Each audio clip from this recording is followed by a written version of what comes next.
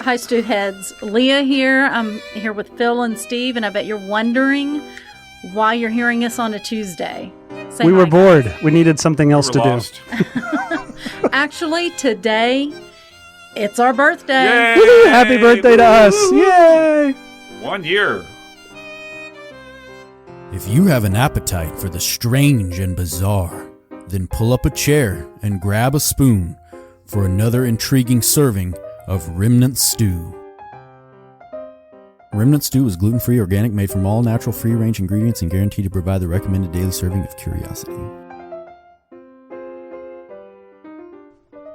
Wow. It's been a whole year since we launched our first episode of Remnant Stew called Balloonacy. That was a good episode. That one was a fun one. Yeah, I really liked that one. So many good things about balloons gone wrong. And then we ended with a nice story of the girl named Laura Buxton who released a balloon and it went 140 miles and was found by a different girl named Laura Buxton. That was a great story. I enjoyed that one. I still like the one where the two Frenchmen decided to have their own duel in hot air balloons. And you got to think of what were their friends thinking that they brought along. Yes, they're like, wait, this is dumb. Yeah, it was not intelligent. And seriously, how do you miss a hot air balloon? Right. And the first one did miss. I know. Yeah. That was a great story. But yeah, Laura Buxton's a good one. It was really fun. I went back and listened to that whole episode again recently, and it's been fun to think about how this podcast has grown and developed over the year. And what were you were just mentioning it, Phil, but tell us some of your other favorite stories that we've covered. Okay, so a weird one is the jar of tongues. Yeah. Where the guy brought the jar of tongues and put them under his floorboards. Yeah, and they found them years later. Yeah. Right. And right. They called the police. He didn't find them years later. Well, no, someone else found them later. And he's like, oh yeah, I forgot about those. That was the Lost and Found episode, right? That was awesome. Well, when I was thinking about starting this podcast, I started collecting stories and everything. And one of the stories I couldn't wait to tell was the Meet the Beatles one. Oh, that was a great story. Where the five Imposters episode. Yeah, the 5 high school boys wanted to meet the Beatles, so they impersonated the opening band, and how these guys didn't end up being career criminals. Yeah, I mean, or truly thrown in jail for impersonation once they got caught. It was just like, oh, guys, that was awesome! Congratulations, pat on the back. Everybody thought it was so awesome. Yeah, they're like, oh, that was kind of cool. We've had some really funny stories, some really great stories. I like the one about the Toronto clown and firefighter riot. You can't make that stuff up. No, such a great name for one thing. That was on our Strange Conflicts episode. I also like on our monuments episode, particularly. Oh, I know which one you want. Oh, World wow. Monument, the Enema Monument. That was the best of them all, I think. Clean you right out. I think one of our stories that has gotten the most comments, though, from our viewers, and it certainly is a good story, was about Smokey the Four-Legged Soldier. Right, the little dog. Yeah, Yep. Smokey the dog during World War II. He was found on an island in the Pacific by a soldier who took him and trained him. The dog would just love to do tricks. And so, he performed, was well known. And then when the guy that had trained him got sick, was in the hospital, they brought the dog to the hospital. And that's when they found that, all the other soldiers responded so well. The people that were in shell shock or battle fatigue that hadn't responded to anything responded when Smokey was put next to them. So that was really one of our best received stories, I think. Right, and we sent off a book about that one. And doesn't he also have? Is there a monument?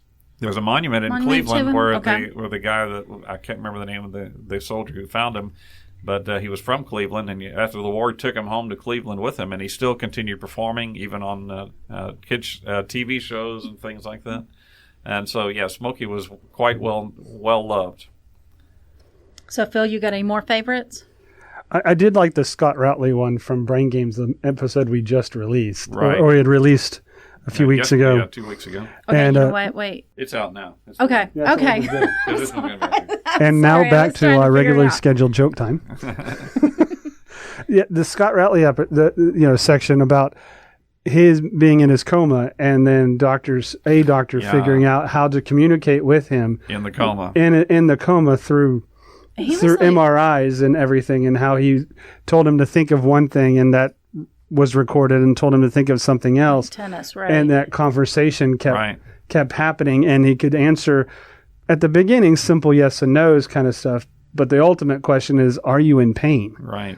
That was pretty impressive. And nobody had been able to report from being in a coma before. And he was in the coma for 12 years before they communicated. Right. He was already that was crazy. Yeah. That was a very encouraging story, I thought. Yeah, that was very awesome in how progressing through the science and everything for seeing all those pieces and potentially start diagnosing how to maybe come out of them eventually. One of my favorite stories, and it's always been ever since I read about it years ago, and we shared it here on our Positively Presidential episode. We end each podcast with always stay curious, but before that we say choose to be kind. That's right. Yep. It is Kindness a choice. is a choice.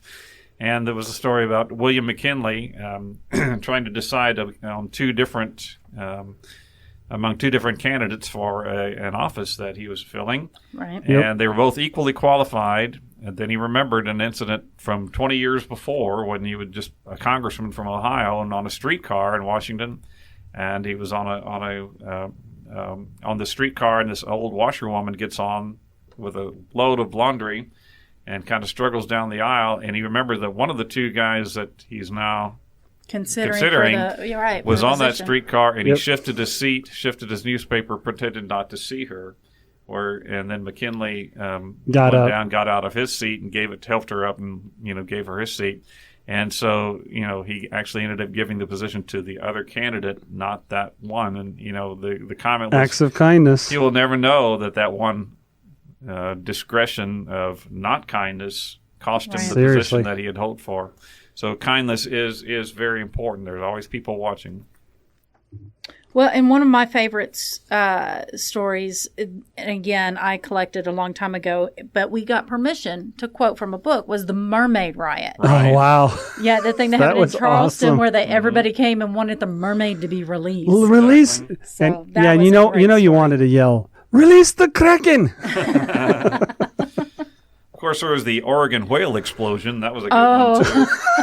The epic disaster. I love that epic disaster. Yes. And I think we could do another episode on that and find all kinds of other stories. Exactly. Or the doodlebug from Submarines and War Machines. That one was pretty amazing, Yeah, too. that was pretty fun. The Germans had invented this great thing to blow up tanks, but it relied on a 2,000-foot extension cord. Hey, just roll this out there. What could go wrong? Oh, you were talking about earlier, Phil, the SMU band. Oh, yes. Oh, in our episode Pranks and Hoax. Yes, if you're gonna take, if you're into, grass and all that, this is a great prank. That was one of my favorite episodes. The pranks. But one of the least listened to for some reason. Okay, so folks, go back and listen. Yeah, you got to listen to that one. Pranks and Hoaxes, yeah. Okay, so moving right along, we've been doing this for a year. We are going to continue doing it. We love telling you stories and everything. And some of you guys have asked if we have a Patreon, and now we do. Ta-da! We just started it, and you can find a link to it on our website under the support tab. And while it's free to listen to podcasts, but it does cost to produce the podcast, and so every little bit helps. And to thank you for signing up as a patron. We're busy producing extra content, and you will also get our episodes a day early and completely ad-free, which is really easy right now because we don't have any ads. Sponsors. All of them are Wait, what's an ad? right now. Eventually we will. But one day, jump in early. But not everybody can give, and we get that. We understand that. So you can still support us in a very meaningful way. By sharing us with your friends and family, anybody that needs a little curiosity in their life, and also to give us a review on Apple Music, formerly known as iTunes. It's free, takes just a few minutes of your time, and it means the world to us and will help us to eventually get sponsors. And thank you to those who have already left reviews there. Yes, absolutely. Every review has been awesome. We have received so much support from you guys, and we really appreciate it. And then go connect with us and other listeners through our Facebook and Instagram. We have some exciting things happening that I'm about to tell you that we're celebrating throughout this year, and you have to be on our Facebook or our Instagram to be a part of it. Something happening that behind the scenes here that's pretty exciting at Remnant Stew is that we started a geocaching trackable campaign. Woohoo! And so for those of you that are not familiar with geocaching, What is it? Tell me all about it. It's touted as the largest treasure hunt in the world. You can go and sign up at geocaching.com for free and then start looking for caches all around you. And How do you find them? Well, and here's it. So you sign up at geocaching.com and then you download the free app. On the app, it'll show you a map of where the caches are around you. Okay. And geolocation through that app on your device. Yes, on your device. The cool. GPS, and it'll help you navigate to it, help you find it, and sometimes they're hidden really well. And when I say it's largest treasure hunt, I'm doing finger quotes because a cache can be. Can consist of nothing more than a very small container with just a paper log that you sign and date, and then also log it online at geocaching.com or on the app. Okay. But it can be large enough to also hold what's called swag, little toys or trinkets that you can take as long as you add some of your own. If you take one, you got to put another one in. Swag, right? And it can be little, silly little toys, or it can be geo coins, which are really collectible and everything. But also, and this is where I'm headed with this, finally, there are trackables. Trackables are anything with a special code on them that are placed into a cache. And if you find a trackable in a cache, you can discover it by going online and logging the code as discovered, or you can take it and then place it in another cache somewhere else. So trackables, or tracking bugs, travel bugs, travel from cache to cache. And some of them have goals, such as to get from one coast, like the West Coast to the East Coast or something like that.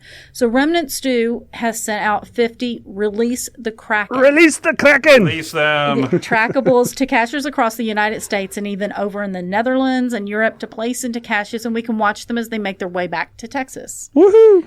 You can track their progress on geocaching.com, and we'll eventually have a link on our website. We don't have it yet, but we will, to those trackables, and we can watch them travel back home. That sounds like That'd be cool. That's going to be fun. Something that you do need to be on Facebook for to participate in that I'm really excited about is this October, we're going to have a cemetery crawl. Oh, yeah. It will be a scavenger hunt type contest to find certain tombstone symbols, and we will go over. Is it like the runes and? Yeah. Is it like the runes and cryptic writing ones? Right. Well, that would be cool. That would be right? cool. That would be really cool. But there's, symbols are fascinating, and you find things chiseled on a tombstone, and it means certain things. Like, for instance, an hourglass. I lost the word for hourglass. An hourglass is about time fleeting. Yep. Okay. And then there's the Masonic star. I've seen the Masonic Lodge symbol. But if you find a star, that's the Eastern stars. Yeah. That's the female version. Oh wow, cool. Masonic Lodge. Anyway, so there's all these symbols, and we're going to have a scavenger hunt of those symbols. We will go over the rules and all of that, but there are prizes for the winners. I'm not sure if there's going to be one winner, more winners. We're still developing it.